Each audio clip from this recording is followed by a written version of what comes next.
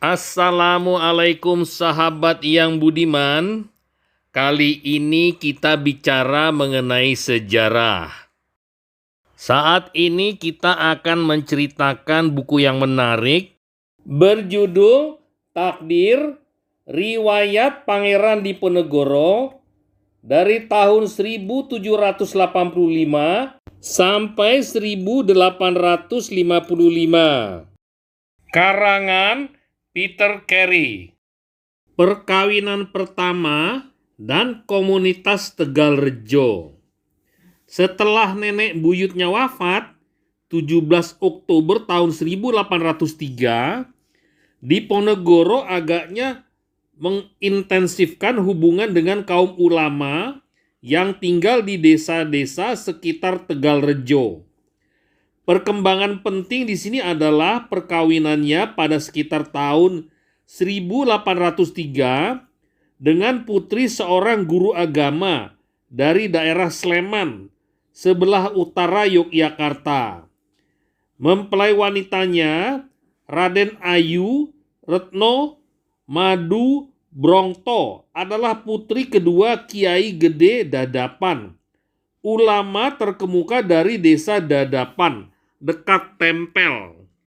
Raden Ayu Retno Madu Brongto itulah yang kelak menjadi ibu dari putra tertua Diponegoro yang paling cakap untuk menyandang nama mudanya, Raden Mas Ontowiryo. Atau pasca Agustus tahun 1825, Pangeran Diponegoro II. Pasca 1830, Raden Mantri Muhammad Ngarip. Pangeran Diponegoro II ini di kemudian hari menulis Babad Dipanegara Surya Ngalam, riwayat sejarah yang bersifat ramalan tentang zamannya. Lewat kata-kata yang berkobar-kobar, di sana ibunya digambarkan sebagai seorang perempuan soleh yang dengan tulus dan setia menemani suaminya dalam tugas-tugas keagamaan. Menurut Diponegoro II, hubungan kedua orang tuanya masih dekat sampai akhirnya Pangeran Diponegoro mengalah pada bujukan orang tuanya, Sultan Hamengkubuwono III, agar melakukan perkawinan yang lebih bergengsi secara politis tanda kutip dengan Raden Ajeng Supatmi. Pasca 1807 menjadi Raden Ayu Retno Kusumo, putri Bupati Panolan atau Jipang ke Panolan, sekarang Cepu Randu Blatung. Kesultanan Yogyakarta, Raden Tumenggung Notowijoyo III yang menjabat antara tahun 1803 sampai 1811. Prosesi dan pesta perkawinan digelar besar-besaran pada 27 Februari tahun 1807 dan dicatat secara detail dalam surat-surat residen. Salah satu hadiah resmi dari residen Belanda adalah perkamen atau kertas tulis dari kulit binatang sepanjang 5 kaki atau sekitar 1,5 meter. Suatu hal yang memberi petunjuk bahwa kedua pasangan mempelai itu sudah melek huruf. Diponegoro bertemu untuk pertama kali dengan calon istri keduanya ini hanya 3 bulan sebelum mereka menikah. Perkawinan mereka tidak membawa kebahagiaan dan berumur pendek.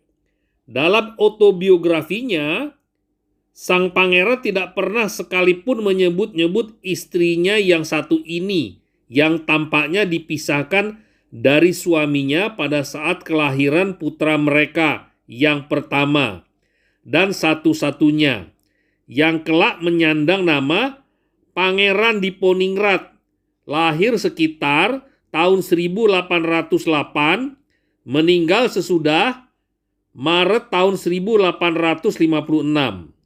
Sang putri memilih tinggal di Keputren dalam lingkungan keraton Yogyakarta.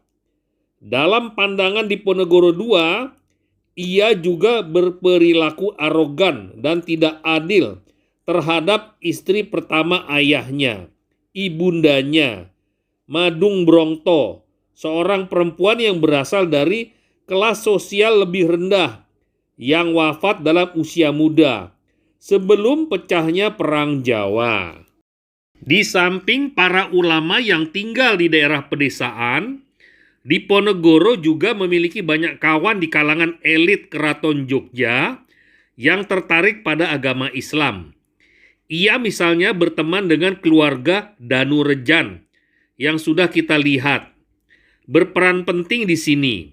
Salah seorang anggota dari keluarga itu, Raden Ayu Danukusumo, putri dari Sultan Hamengkubuwono I dan ibundanya dari Danurejo II, menjabat tahun 1799 sampai 1811.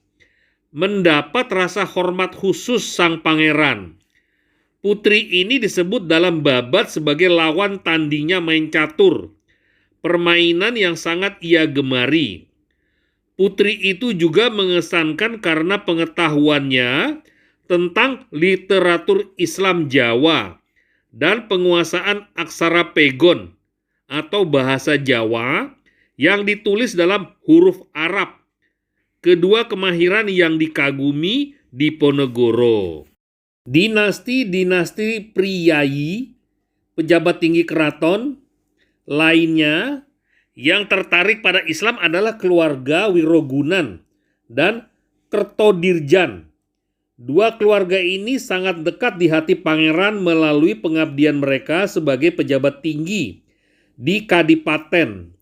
Raden Tumenggung Wironegoro, putra dari Patih Kadipaten di masa muda Diponegoro yang sangat ia hormati, Mas Tumenggung Wiroguno, menjabat tahun 1780 sampai 1807. Adalah murid dari Kiai Taptojani. Banyak dari kaum kerabatnya adalah santri. Ia pernah menikahi adik perempuan tertua Diponegoro. Namun ia kemudian sangat dibenci Diponegoro karena melakukan hubungan asmara dengan ibu tiri pangeran, Ratu Ibu, pra 1814 Ratu Kedaton, pasca 1820 Ratu Ageng, tahun 1780 sampai 1826. Istri resmi Sultan Hamengkubuwono III dari Jipang Rajekwesi. Hubungan pangeran dengan keluarga Kertodirjan bahkan lebih dekat lagi. Salah seorang anggota keluarga itu, Mas Tumenggung Kertodirjo II, bertugas sebagai salah seorang bupati Yogyakarta di daerah Sukowati tahun 1812 sampai 1821 dan mempunyai banyak koleksi karya-karya Islam Jawa pada waktu ia dipecat pada Desember tahun 1821. Sebagai sahabat Diponegoro, ia kemudian memilih tinggal di Tegalrejo dan menjadi salah seorang panglima tentaranya di daerah Madiun pada tahun pertama perang. Di Tegalrejo, pangeran juga menjalin hubungan dengan orang-orang yang bukan priyayi.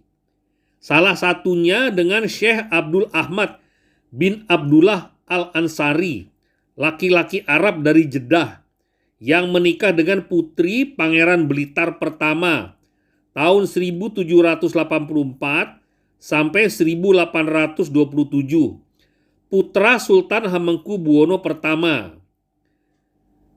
Sebagai pedagang yang berkegiatan antara Semarang dan Yogyakarta, ia barangkali terus memberikan informasi-informasi kepada Diponegoro tentang perkembangan situasi politik di luar wilayah kerajaan. Sebagai seorang syarif atau orang yang dianggap keturunan Nabi Muhammad SAW, ia mungkin juga memberi pengaruh ilmu agama kepada Pangeran Diponegoro. Kehadiran Syekh Abdul Ahmad di Tegalrejo dengan mengenakan sorban dan jubah putih kemungkinan merupakan sumber inspirasi Pangeran Diponegoro yang berbusana gaya Arab selama Perang Jawa. Di dalam lingkaran orang-orang terdekat Pangeran Diponegoro di Tegalrejo juga terdapat seorang bernama Ahmad, menantu Syekh Abdul Ahmad, yang kemudian tewas dalam mempertahankan markas besar Diponegoro di Selarong pada awal bulan Oktober tahun 1825. Raden Mas Alip tahun 1808 sampai 1860, salah seorang putra Pangeran Diponegoro dari Selir, pernah mengatakan bahwa dua orang Arab kelahiran Jeddah ini ada di antara para penasihat terpenting ayahnya dalam masa persiapan menjelang Perang Jawa. Dalam autobiografinya, Diponegoro sendiri membisu tentang kelompok teman-teman tanda kutip lain yang dia kenal selama di Tegalrejo dan yang turut membantunya saat pecah Perang Jawa. Mereka itu adalah para pelaku kriminal dunia hitam Yogyakarta, para jago setempat, Wong Durjono atau preman jalanan, rampok, dan bandit-bandit.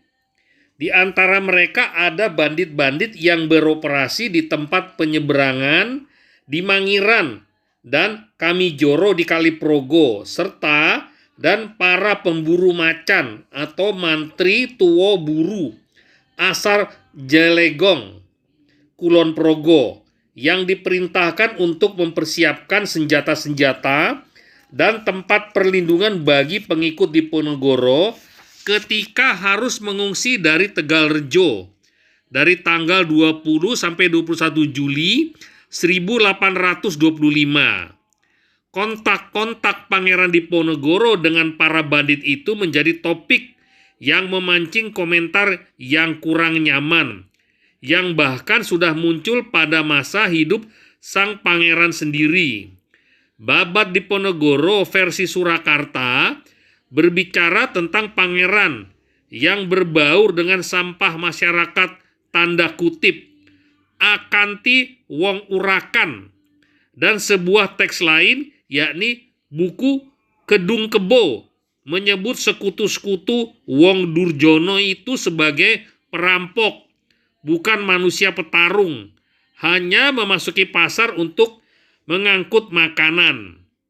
Mereka yang lebih dekat ke zaman kita adalah dua orang Yogyakarta ternama yakni W.S. Rendra dari tahun 1935 sampai 2011 dan almarhum Pangeran Adinegoro, adik dari Sultan Hamengkubuwono IX tahun 1912 sampai 1988.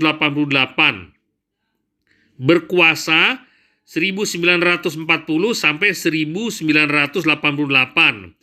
Membandingkan Diponegoro secara agak negatif dengan kakek buyutnya, Sultan Mangkubumi, yang tidak pernah melibatkan diri dalam persekutuan semacam itu selama Perang Giyanti tahun 1746 sampai 1755.